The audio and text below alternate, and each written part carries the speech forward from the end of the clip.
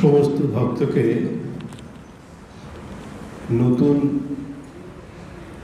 বাংলা অব্দের নতুন বঙ্গাব্দের শুভকামনা এবং প্রার্থনা জানাচ্ছি। সবাই যেন নতুন বছরে সুস্থ থাকে, শারীরিকভাবে নিরাময় থাকে, সপরিবারে সবান্ধবে। এটা আমার এই শ্রী মন্দিরে বছরের প্রথম দিনে অন্তরের প্রার্থনা। প্রতি বছরই নতুন বাংলা সাল আসে। আমরা নতুন সালকে স্বাগত জানাই এবং পুরাতন সালকে বিদায় জানাই।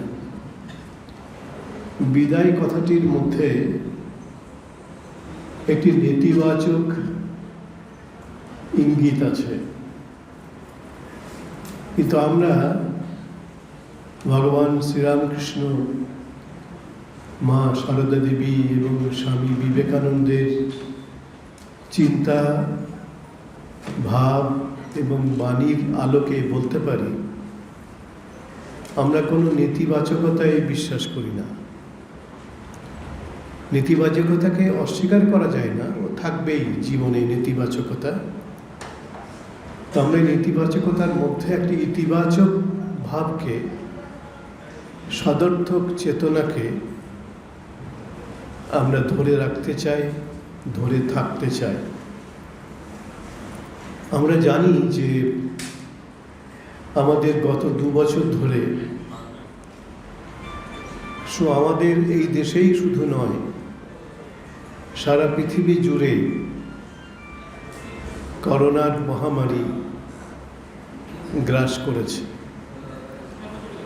ঈশ্বরের অনুগ্রহে, অশেষ করুণায় আমরা সেই মহামারী থেকে প্রায় মুক্ত হয়েছি বলা যেতে পারে।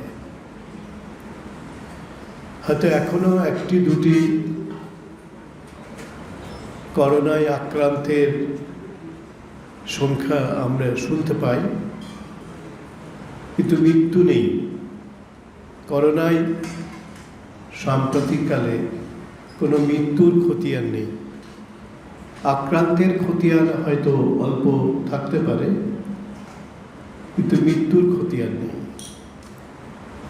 এটি একটি ইতিবাচক ঘটনা এবং আমরা এই ইতিবাচক ঘটনাটিকেই ধরতে চাই। যে নেতিবাচক ঘটনা আমাদের জীবনকে আক্রমণ করেছিল, বহু মানুষকে, বহু প্রিয়জনকে আমাদের কাছ থেকে কেড়ে নিয়েছিল, আমরা সেটা ভুলতে চাই। সত্যকে অস্বীকার করা যায় না, সত্যকে ভোলাও যায় না, কিন্তু আমরা ভুলতে চাই এই নেতিবাচকতাকে এবং এই নেতিবাচক সত্যটিকে। তো আজকে এই নতুন বছরের সূচনা লগ্নে আমরা ঈশ্বরে বিশ্বাস করি। আমার বিশ্বাস আপনারা সকলেই ঈশ্বরে বিশ্বাস করেন, যারা এই মন্দিরে এখন আছেন। তাহলে মন্দিরে কেন আসবেন? মন্দিরে এসেছেন, তাতে বোঝাই যায় যে যারা অন্তত আজকে এই মন্দিরে এসেছি তারা সবাই ঈশ্বরে বিশ্বাস করি, ঈশ্বরের করুণায় বিশ্বাস করি। জীবনে দুঃখ থাকে, ব্যর্থতা থাকে, হতাশার কারণ থাকে, মৃত্যু থাকে, ব্যাধি থাকে, বার্ধক্য থাকে, এসবগুলো থাকবেই, এসব থাকেই। কিন্তু এসবকে নিয়েই আমরা বাঁচতে চাই, থাকতে চাই এবং আমাদের জীবনের চারপাশে এটি বাতাবরণ গড়তে চাই, যে বাতাবরণটি সর্বাংশে শুধু একটি ধ্বনি ধ্বনিত প্রতিধ্বনিত হবে যে আমরা আছি, আমরা ছিলাম, আমরা থাকব। হয়তো দেহে আমরা ঢাকতে নাও পারি, একদিন আমাদের যেতেই হয় কালের নিয়মে, পৃথিবীর নিয়মে। কিন্তু এই নিয়মের মধ্যে থেকেও আমরা নিয়মকে অগ্রাহ্য করতে চাই। নিয়ম তো থাকবেই, নিয়ম না থাকলে কোনো জীবন থাকে না। আমাদের কাছে অনেকে আসেন, বলেন দুপুরবেলায় এসে প্রসাদ নেব। আমরা কাউকেই ফেরাতে চাই না। দুপুরবেলায় যে অন্নপ্রসাদের ব্যবস্থা থাকে, মাঝখানে করোনার জন্যে প্রায় বন্ধ করতেই হয়েছিল আমাদের, এবং বেলুড় মঠে এখন সব খুলে দিচ্ছে, সব বাধা দূর করে দিচ্ছেন, এবং সেখানে ভক্তরা এখন প্রসাদ পাবেন, হয়তো পেতে শুরুও করেছেন। আমরা কিন্তু কিছুদিন আগে থেকে এটা চালু করে দিয়েছি যে প্রসাদ পাবে। শুধু আমাদের একটি নিয়ম আছে, এই নিয়মটাকে আমরা ধরে রাখতে চাই। নিয়ম যদি না থাকে আমাদের জীবনে, তাহলে জীবনে নৈরাজ্য নেমে আসে, অশান্তি আসে, বিশৃঙ্খলা আসে। তা আমাদের সেই নিয়মটি হচ্ছে, আমাদের গেট বন্ধ হয় এই মন্দির বন্ধ হওয়ার সঙ্গে সঙ্গে। এখন মন্দির বন্ধ হচ্ছে বেলা 12টায়, আজকের দিনটি ছাড়া, আজকে তো বিশেষ দিন, গেটও বন্ধ হয়ে যায় বেলা 12টায়। সুতরাং বেলা 12টার আগে যে আসবে, যারা আসবে, যত সংখ্যায় হোক না কেন, যদি কেউ প্রসাদ আমাদের কাছে চান, তাকে আমরা প্রসাদ দিয়ে দিই। কিন্তু ওই নিয়মটা মানতে হবে যে আমি এলাম, মন্দির বন্ধ, মন্দিরে দর্শনও হলো না, প্রণামও হলো না, বিনা পয়সায় খেয়ে চলে গেলাম, কিন্তু বিনা পয়সায় হোটেল খাওয়া হয়ে গেল। আপনাকে ভক্ত হতে হবে। প্রসাদ যদি নিতে চান, তাহলে প্রসাদের জন্য যোগ্যতাটুকু অন্তত এই তালিকায় আনতে হবে যে আপনাকে 12টার আগে ঢুকতে হবে। 5 মিনিট হোক, 10 মিনিট হোক, 12টার আগে ঢুকতে হবে, এবং মন্দিরে প্রণাম করতে হবে, এবং মন্দিরে যিনি আছেন, যে বিগ্রহ আছেন, তার দর্শন করতে হবে। তারপরে আমাদের যে বিধান আছে যে আপাতত এই আশ্রমের যিনি অধ্যক্ষ থাকবেন, সাধারণত যিনি আশ্রমের অধ্যক্ষ হন, তাকে বেলুড় মঠ কর্তৃপক্ষ এই আশ্রমের অধ্যক্ষকে বাংলাদেশের গুরু বলে স্বীকৃতি দান করেন। সুতরাং যিনি এই আশ্রমের অধ্যক্ষ এবং যিনি রামকৃষ্ণ সংঘের বাংলাদেশের গুরু, তার সঙ্গে দেখা করতে হবে, এবং আপনাকে বলতে হবে যে আমি প্রসাদ পেতে চাই।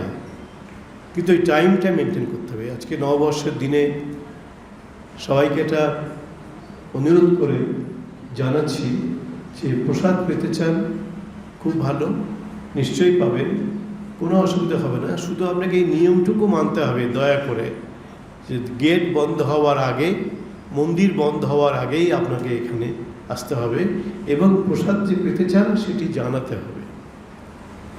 এমন হয়, এই গত পরশু দিনই হলো, গেট বন্ধ হয়ে গেছে, মন্দিরও বন্ধ হয়ে গেছে। এমন সময় টঙ্গী থেকে 10 জন চলে এলেন, পুরুষ মহিলা, এসে তখন আমার কাছে যখন এলেন, তখন 12টা বেজে বেশ কিছুটা সময় এগিয়েছে, এবং বললেন আমরা প্রসাদ পেতে চাই। বললাম, আপনার বাড়িতে যদি অসময়ে 10 জন অতিথি আসে, আপনি তাদের খাওয়াতে পারবেন তো? চুপ করে আছে। আমাদের এখানে তো এর আগে এতগুলো ভক্ত এলেন, আমাকে জানালেন, আমি প্রত্যেকের প্রসাদের ব্যবস্থা করেছি, প্রত্যেকের, যে এসছে তাদেরকে রোজই করি। তো আপনারা যে এখন এলেন, এই 12টা বাজার অনেকক্ষণ সময় অতিক্রান্ত, ঠাকুরকেও দর্শন করা হলো না, প্রসাদটা কার প্রসাদ? আপনার নিজের প্রসাদ তো নয়। যদি ভগবানের প্রসাদ হয়, তাহলে ভগবানকে দর্শন করতে হবে, তো মন্দিরে যেতে হবে, তো তারপরে আমার কাছে আমাদের নিয়ম অনুসারে আসতে হবে, প্রসাদ পাবেন। শুধু টাইমটা মেনটেন করুন, আর কিছু না। কোনো নেতিবাচক ব্যাপার নেই, এটা আমাদের ইতিবাচক ব্যাপার। শৃঙ্খলা একটা জাতিকে, একটা দেশকে, সারা পৃথিবীকে অগ্রগতির পথে নিয়ে যায়। এখন দেখবেন বড় বড় হোর্ডিং এখানে দেওয়া আছে, আমাদের অগ্রযাত্রায় আমরা অপ্রতিরোধ্য, বাংলাদেশের সর্বত্রই। এইসব বলতে তো অসুবিধে নেই, অগ্রযাত্রায় অপ্রতিরোধ্য।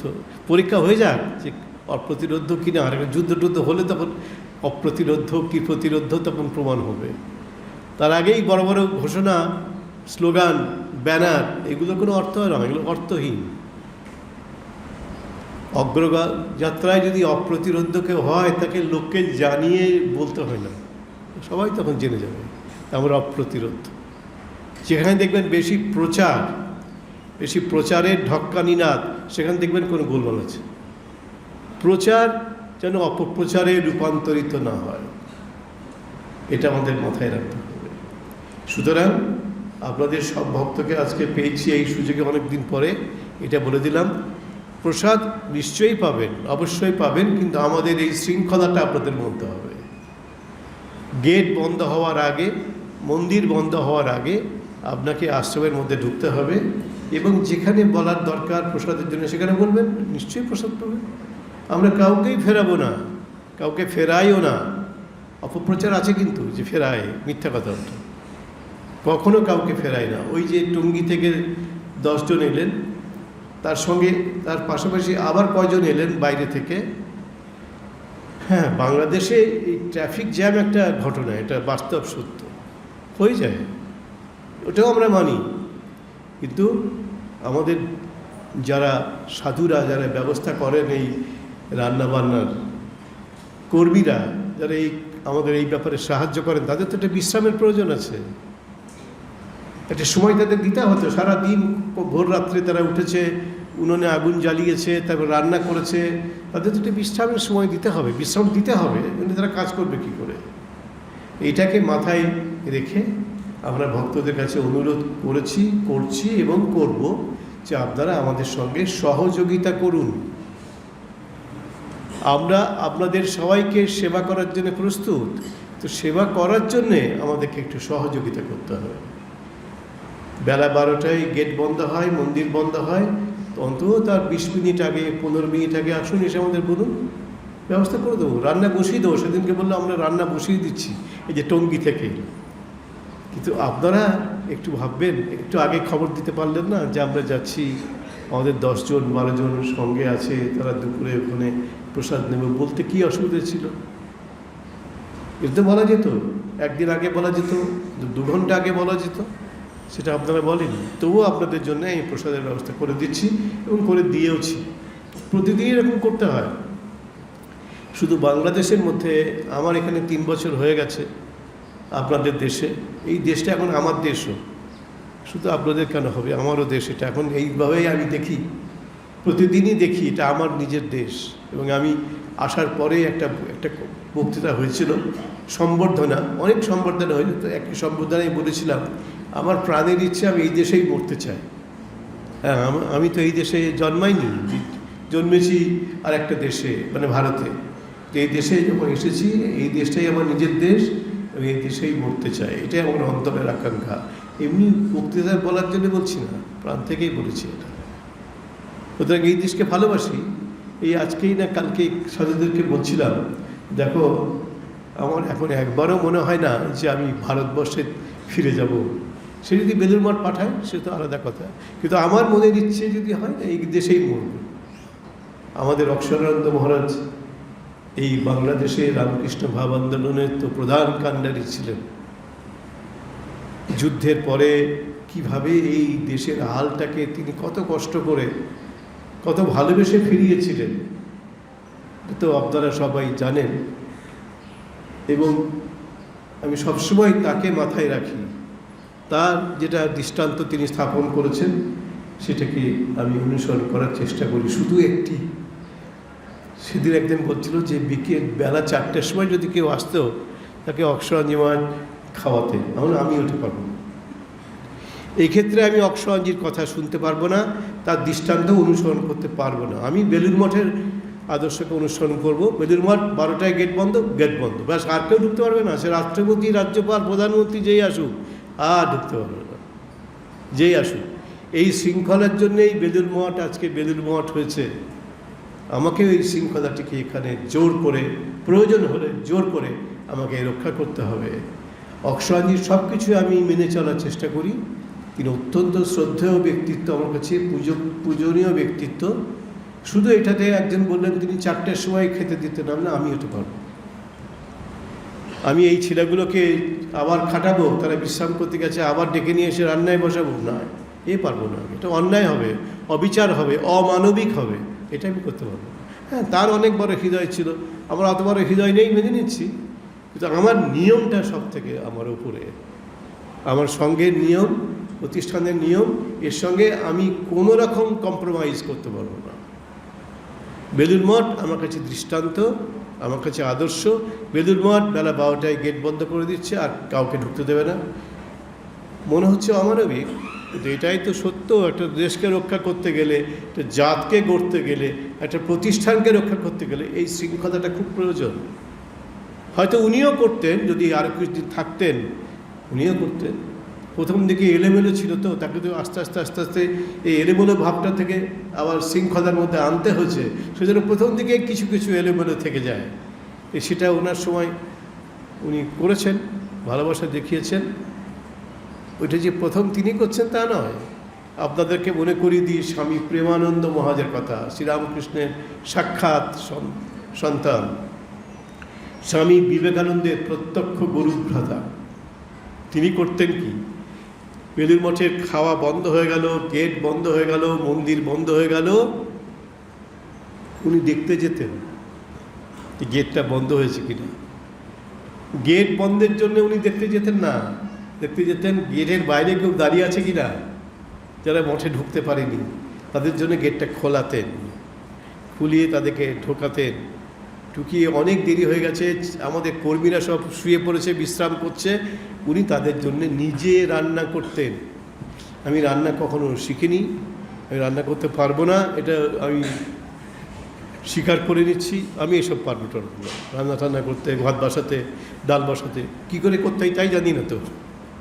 আমার ছোটোবেলায় মনে আছে, তখন আমি ম্যাট্রিকুলেশন পরীক্ষা দিয়েছি, দিয়ে আমার দিদি থাকতেন একটা জায়গায়, দিদি জামাইবাবু, সেখানে আমাকে বলছে তুই পরীক্ষা শেষ হলেই চলে আসবে এখানে, রেজাল্ট বেরোনোর পর্যন্ত। তখনকার দিনে 3 মাস টাইম থাকতো, এই সময়টা তুই এখানে থাকবি আমার কাছে। আর দিদি আমার থেকে 16 বছর বয়সে বড়, মায়ের মতোই প্রায়, আমাকে নিজের সন্তানের মতোই মানুষ করেছেন। তারপর দিদি একদিন অসুস্থ হয়ে পড়ছে, জ্বর হয়েছে। এখন দিদি, তার স্বামী আর 2 কি 3টে বাচ্চা, ওদের ছোটো ছোটো বাচ্চা, স্কুলে টুলে পড়ে। তখন জয়বাবু তো অফিসে যাবে, তার তো একটা টাইমে খেতে হবে, রান্না করে দিতে হবে, কে করবে? দিদি শুয়ে শুয়ে ভাবছেন কি করবে আজকে, কি করে খেতে দেব। তা আমি তো আছি, তখন আমার বয়স এরকম 15-16 বছর বয়স। আর দিদি কী করতে হবে বলো, আমি চেষ্টা করে দেখি। তো আমি ওই যে বলাতে দিদি চোখ দিয়ে জল বেরিয়ে গেল। তুই কি করে পারবি, তুই তো কখনো করিস নি। মানে হ্যাঁ পারিনি, কিন্তু দেখি চেষ্টা করি। তা আমি ভাতটা দেখেছি বসায় কি করে, বসিয়েছি। এবার ভাতের পরে কি করতে হয় আমি তো কিছুই জানি না। জিজ্ঞেস করি দিদি কি হলুদ দিতে হবে নাকি নুন দিতে হবে? খাই রোজ, কিন্তু কি করে হচ্ছে খাওয়াটা, কোত্থেকে আসছে কিছুই জানি না। দিদির আবার চোখ দিয়ে জল পড়লো, বলে এই কর সেই কর। তো করলাম, তো আমি ওইটা পারবো না।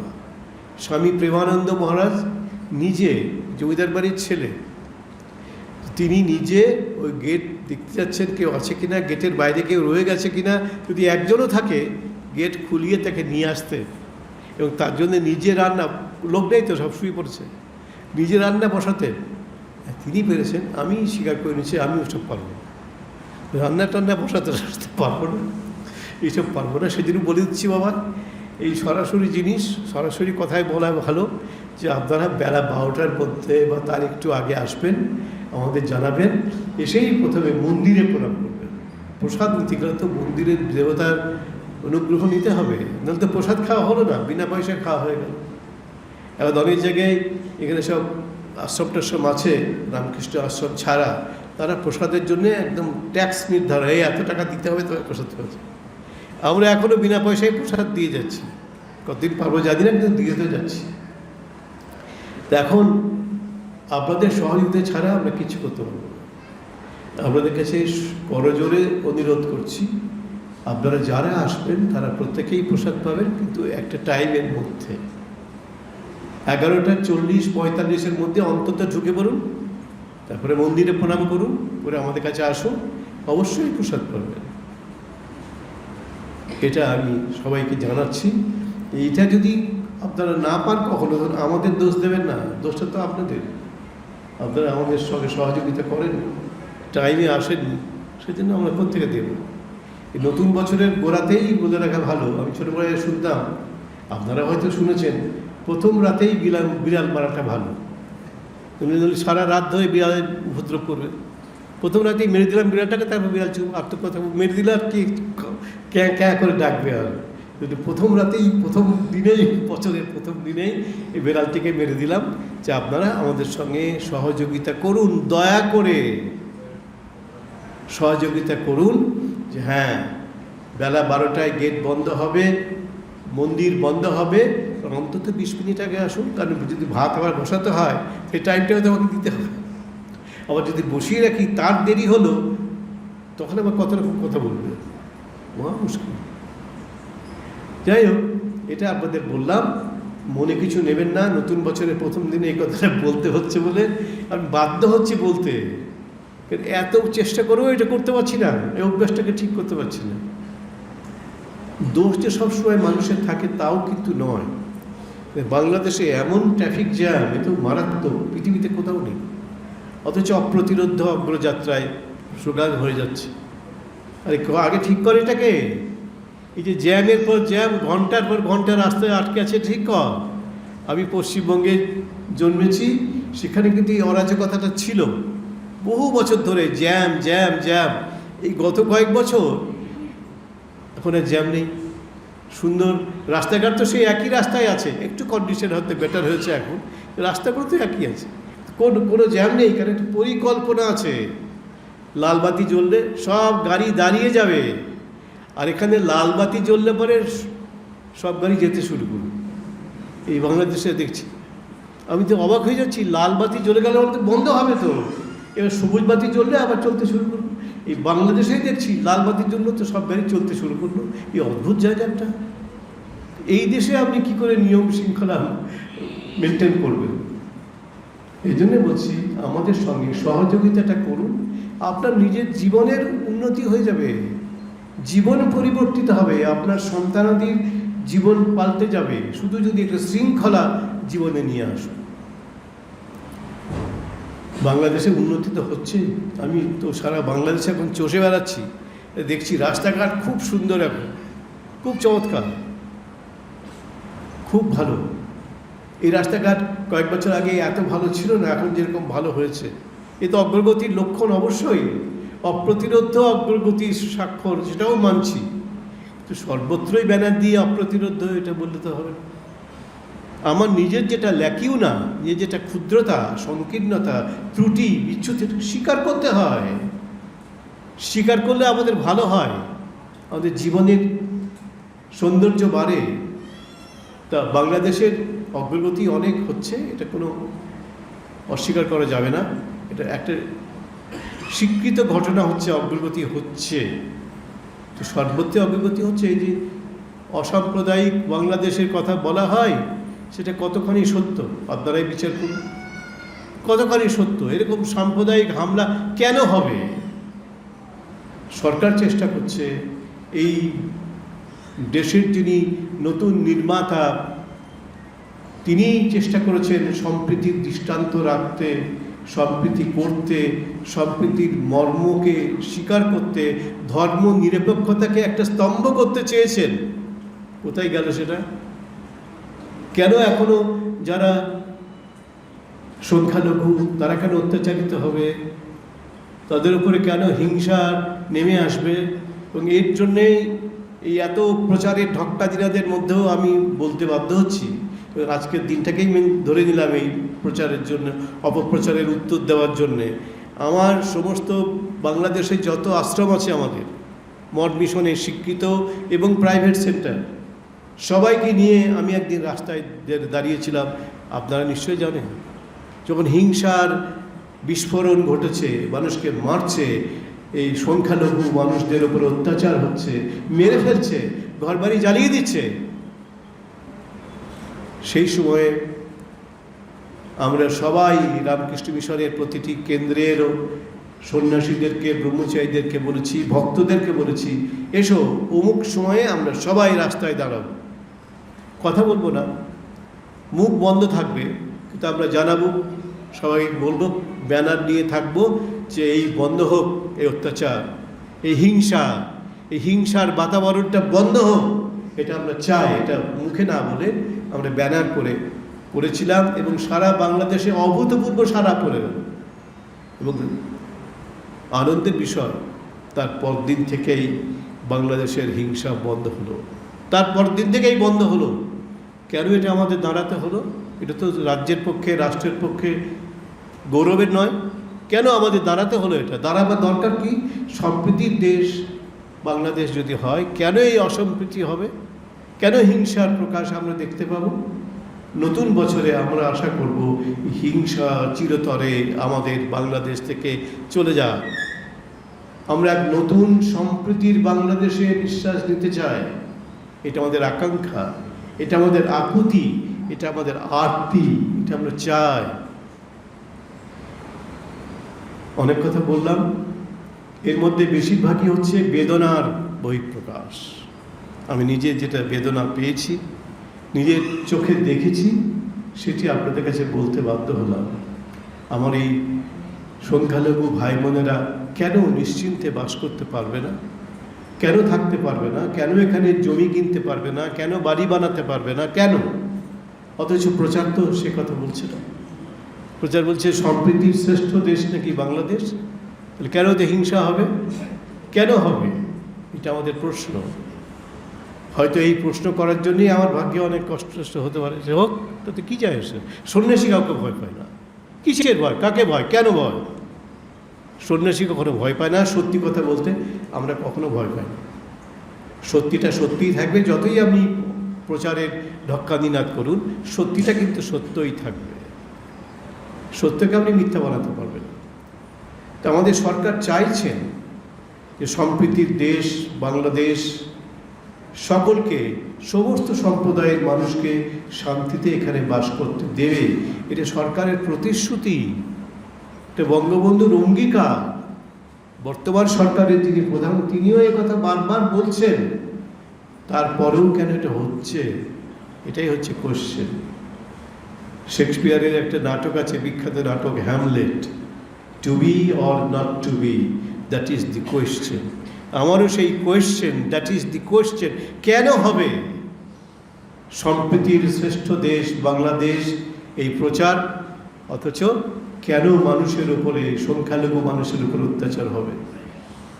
তবে আমি বলবো, এটাও আমি দেখছি আমার এই 3 বছরের একটু বেশি হলো বাংলাদেশে এই থাকার সুবাদে দেখছি, এখানে অনেক সংখ্যালঘু মানুষেরা, তাদেরকে আমরা হিন্দু বলি বা বৌদ্ধ বলি বা খ্রিস্টান বলি, এই দেশে তারা কিন্তু অনেক চাকরি পাচ্ছে, যেটা আগে পেত না, এখন কিন্তু পাচ্ছে।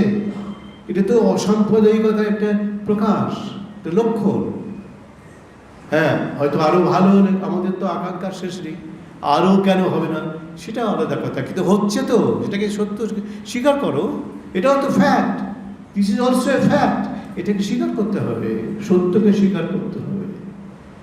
আমরা অনেক ভালো জিনিস দেখতে পাচ্ছি, অনেক ইতিবাচক জিনিস দেখতে পাচ্ছি, এবং অনেক সংখ্যালঘু সম্প্রদায়ের মানুষ, সংখ্যালঘু বলতে আমি হিন্দুকে যেমন বোঝাচ্ছি, তেমনি খ্রিস্টানকেও বোঝাচ্ছি, বৌদ্ধকেও বোঝাচ্ছি, তারা অনেক চাকরি পাচ্ছে। অনেক সময় দেখে যাচ্ছি সংখ্যা গুরুদের থেকে তাদের চাকরি বেশি হয়ে যাচ্ছে, এটাও ভালো জিনিস। তবুও আমি বলবো যে সরকারের পক্ষ থেকে চেষ্টা আছে সদিচ্ছা আছে, কিন্তু সরকারের ভেতরেই এমন কিছু মানুষ থাকে যারা সরকারকে পরিচালনা করে, তাদের মধ্যেই হয়তো এমন লোক আছে যারা এগুলো চায় না। দুঃখের বিষয়, এই ভেতরে আর বেশি আমি যাব না, অনেক দুঃখের কথা বলতে হবে। আমি দেখেছি সরকারের সদিচ্ছা সত্ত্বেও, চেষ্টা সত্ত্বেও, বলা সত্ত্বেও সরকারের পক্ষ থেকে অনেকে আছেন যারা এই সংস্কৃতিকে বিশ্বাস করেন না, বঙ্গবন্ধুর আদর্শকে বিশ্বাস করেন না। এটাও কিন্তু ঘটনা, এটাও কিন্তু সত্য, এটাকে মানতে হবে, এটাও সত্য। তাই আমি আশা করব নতুন বছরে যে বাংলাদেশকে আমরা দেখব, সেই বাংলা সত্যি সত্যি আক্ষরিকভাবে পৃথিবীর ইতিহাসে সম্প্রীতির নতুন দৃষ্টান্ত রাখবে। তবেই তো দেশের গৌরব, দেশের গর্ব। রবীন্দ্রনাথ এই দেশের কত বড় প্রিয় একজন ব্যক্তিত্ব, তার গান আজকে বাংলাদেশের জাতীয় সঙ্গীত। নজরুল ইসলাম, তিনি যদিও ধর্মের দিক থেকে মুসলমান ছিলেন, কিন্তু চেতনার দিক থেকে, আত্মার দিক থেকে তিনি সব ধর্মের মানুষের কথা বলেছেন। এটাই তো আসল সত্য, এরকমই হওয়া উচিত। বাংলাদেশের স্রষ্টা বঙ্গবন্ধু এই বাংলাদেশের স্বপ্নটাই তো দেখেছিলেন। সম্প্রীতির অসাধারণ স্বাক্ষর রাখবে বাংলাদেশ সর্বত্র, এটাই তিনি দেখতে চেয়েছিলেন। এবং তার কন্যা, আমাদের বর্তমান বাংলাদেশের কর্ণধার, তিনিও চেষ্টা করছেন। অনেক সময় আমরা একই মঞ্চে বসি, পাশাপাশি বসি, কথা বলি, তখন দেখেছি তার অনেক উদারতা আছে, যেটা আমরা আগে দেখিনি। অনেক উদারতা। কালকে কি বাংলাদেশের নতুন বঙ্গাব্দ চালু করার কি প্রয়োজন ছিল? কিছুই। কালকে আমাদের আশ্রমে একটা লোককেও দেখছি না যে নববর্ষ পালন করতে আসছে। আজকে দেখুন লোকের ঢল নেমে গেছে। আজকে এটাই তো চায়, জোর করে একটা জিনিস চাপালে হয়। আজকে আমাদের নববর্ষ বললেই হবে, হলো কোথায়? আজকে দেখুন আমরা ঘোষণা দিইনি আজকে আমাদের নববর্ষ। মানুষের ঢল নেমেছে, কাউকে ঘর থেকে ডেকে আনতে হয়েছে? কোনো ডেকে আনতে হয়নি, সব আপনি চলে আসছে। আপনি চলে আসাটা চাই। নতুন বছরে নতুন বাংলাদেশ স্বতঃস্ফূর্তভাবে জাগ্রত হোক, এমন চেতনায়, এমন অসাম্প্রদায়িক চেতনায় যে বাংলাদেশ পৃথিবীর মধ্যে একটা দৃষ্টান্ত স্থাপন করবে যে হ্যাঁ, এটা পারে বাংলাদেশ করে দেখিয়েছে। এটা আমরা দেখতে চাই, আমরা লোকের মুখে শুনতে চাই যে বাংলাদেশ সম্প্রীতির নতুন নজির সৃষ্টি করেছে। ভালো থাকুন। শুধু একটি কথা বলে শেষ করি, এই যে আপনারা আজকে 1429 বঙ্গাব্দে পদার্পণ করলেন বা আমরা করলাম, এই 1429 কি করে এলো? 1429 বঙ্গাব্দ কোন হিসাবে আসছে? একটা মত আছে, ভারতেও আছে, এ দেশেও আছে, যেটা সম্রাট আকবর এই বঙ্গাব্দটা চালু করেছিল। সম্রাট আকবর 1556 সালে দিল্লির সিংহাসনে বসেছিলেন, কিন্তু গোটা ভারতবর্ষকে তার শাসনাধীনে আনতে তখনও তিনি পারেননি। শুধু বসেছেন 1556 সালে। গোটা ভারতবর্ষকে তার শাসনাধীনে আনতে আরও অনেক সময় লেগেছে। 1586 খ্রিস্টাব্দে তিনি এই গোটা ভারতবর্ষকে তার কন্ট্রোলে, তার নিয়ন্ত্রণে আনতে পেরেছিলেন। তা যদি তিনি 1556 সালে যদি সিংহাসনে বসেন, তাহলে কি করে তারা বলেন যে বঙ্গাব্দের প্রবর্তক হচ্ছেন আকবর। কি করে হয়? 1556-তে তিনি, ইতিহাস যা বলছে, তিনি বসলেন সিংহাসনে, তখন তো ভারতবর্ষ তার পুরো কন্ট্রোলে আসেনি। কি করে হয়? বঙ্গাব্দের তিনি প্রবর্তক হতে পারেন কোন অর্থে? উনি 1586 খ্রিস্টাব্দে তিনি গোটা ভারতবর্ষের অধীনে ভারতবর্ষকে আনলেন। বাংলাদেশও এলো, বাংলাদেশ তখনকার বঙ্গদেশও এলো, তখন থেকে হতে পারে। তাহলে 1586 যদি আকবর এই বাংলা অব্দটা চালু করতেন, তাহলে আমার এই আজকে 1429 কোন হিসাবে আসবে? আসবে না তো। তাহলে নিশ্চয়ই আরও পিছিয়ে যেতে হবে আমাদেরকে, যাতে 1429 বছরটা আমরা পাই। অনেক হিসাব টিসাব ওরা করেছেন, কিছুতেই মিথ্যা কথাগুলো কোনো কাজের না। আমি একটি হিসাব বের করেছি, সম্ভবত আমি এটা প্রথম বের করেছিলাম, আমাদের উদ্বোধনের সম্পাদকীয়তে আমি লিখেছিলাম। এটার প্রবর্তক হচ্ছেন মহারাজ শশাঙ্ক, নাম শুনেছেন? শশাঙ্ক। এই তার শাসনকাল কখন? 594 খ্রিস্টাব্দে তিনি সিংহাসনে বসেন। কেউ বলেন 593, আর আমরা বলছি 594 খ্রিস্টাব্দে। এই 594 সালের সঙ্গে আজকের যে 1429কে যোগ করুন, দেখবেন আজকের বাংলা সালটা পেয়ে যাবেন। 594 সঙ্গে আপনি আজকের বাংলা সালটাকে আনতে গেলে কি করতে হবে? যোগ করে দিন, দেখবেন 1499 কত যেটা হচ্ছে 1429, এই 1429টা এসে যাবে। তাহলে কি হচ্ছে? 594 খ্রিস্টাব্দে বঙ্গাব্দের যাত্রা শুরু হলো। কে করালেন? মহারাজ শশাঙ্ক। এই সত্যটাকে স্বীকার করতে হবে, এটা ইতিহাস। কারণ মহারাজ শশাঙ্ক অত্যন্ত পরাক্রমশালী রাজা ছিলেন। রাজা হর্ষবর্ধনকে যুদ্ধে হারিয়ে দিয়েছিলেন, আরও অনেককে হারিয়ে দিয়েছিলেন, এবং তার পক্ষে সম্ভব, হিসাবটাও ঠিক এসে যাচ্ছে 594 খ্রিস্টাব্দ। মহারাজ শশাঙ্ক এটা প্রবর্তন করেছিলেন বলে আমি প্রথম উদ্বোধনের পত্রিকায় লিখেছিলাম। এখন এটাকেই অ্যাকসেপ্ট করে নিচ্ছে পণ্ডিত সমাজ, এবং একটা পঞ্জিকা আছে বিশুদ্ধ সিদ্ধান্ত পঞ্জিকা, যে সিদ্ধান্ত পঞ্জিকা আমরা মানি আর কি। এই আজকে হচ্ছে এটা বিশুদ্ধ সিদ্ধান্ত পঞ্জিকা মতে ওরাও এই আমার লেখাটাকেই ওরা ওদের পত্রিকায় ছাপলো, পঞ্জিকায় ছাপলো। এটা এখন অ্যাকসেপ্টেড হয়ে গেছে। আমিও এটা হবে আমি জানতাম না, কিন্তু ইট ইজ অ্যাকসেপ্টেড যে এই 594 সাল থেকে খ্রিস্টাব্দ থেকেই এই বঙ্গাব্দের যাত্রা শুরু। যোগ করে দেখুন, দেখবেন 1429 হয়ে যাচ্ছে। যাই হোক, আজকে এই 1429 বঙ্গাব্দের প্রথম দিন, খুব ভালো দিন, আশা করি ভালো থাকবে, এবং নতুন একটা সাল আমরা পাবো, একটা অব্দ পাবো, এবং এই অব্দে বাংলাদেশ অসাম্প্রদায়িক বাংলাদেশের নতুন দৃষ্টান্ত স্থাপন করবে, এটা আমরা বিশ্বাস করব, আমরা ভগবানের কাছে প্রার্থনা করব। আমার কাছে আসে প্রায় হচ্ছে ভারতবর্ষের স্কলারশিপ চাই, যেটা একটু আমাদের রেকমেন্ড করে দিন। রোজই আসছে, রেকমেন্ড করে দিন। সুতরাং আমিও চাই এই দেশের ছেলেমেয়েরা খুব ভালো পড়াশোনা করুক, ভালো স্কলারশিপ পাক, এদেশে ওদেশে উচ্চশিক্ষা যাক। আমি অনেককে রেকমেন্ডও করি বিদেশের স্কলারশিপ পাওয়ার ব্যাপার। কিন্তু মুশকিল হচ্ছে কি, যখন আসে তখন খুব আসে, পাওয়ার পরে আর যোগাযোগ করে না। যখন পেয়ে যায় তখন আর যোগাযোগ নেই, কিছু নেই, সে পেল কিনা তা বুঝতেও পারি না, ওইটুকু কোনো রকমই নেই। আমি এখন নিয়ম করে দিয়েছি, আমি তাকে দেখতে চাই। এর এসে গেল সই করে দিন, এর মধ্যে আমি নেই। আমি তাকে দেখব, তার সঙ্গে কথা বলবো, তার বাবা বা মাকেও আসতে হবে, তাদের সঙ্গে কথা বলবো, তারপরে আমি তাকে চাক্ষুষ দেখে আমি সই করবো, তার আগে সই করবো না। এরকম বলে যে আপনি দেখবেন না কিছু না, আপনি সইটা মেরে দিন না, সইটা মেরে দিলেই হয়ে গেল। আমি ওই সই বিশ্বাস করি না, ওই সই করবো না। তো আমি চাই আপনারা নতুন বছরের প্রতিটি দিন সুস্থ থাকুন, এটা খুব প্রয়োজন। সুস্থতাটা, শারীরিক সুস্থতা, নীরব থাকুন, নিরাময় থাকুন, সবাইকে নিয়ে সপরিবারে সবান্ধবে আপনারা ভালো থাকুন।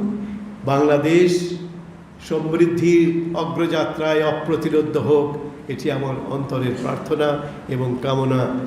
নতুন বছরের প্রথম দিনে সবাইকে নববর্ষের অভিনন্দন। সবাই ভালো থাকুন, আনন্দে থাকুন। দুপুরে সবাই প্রসাদ নিয়ে যাবেন।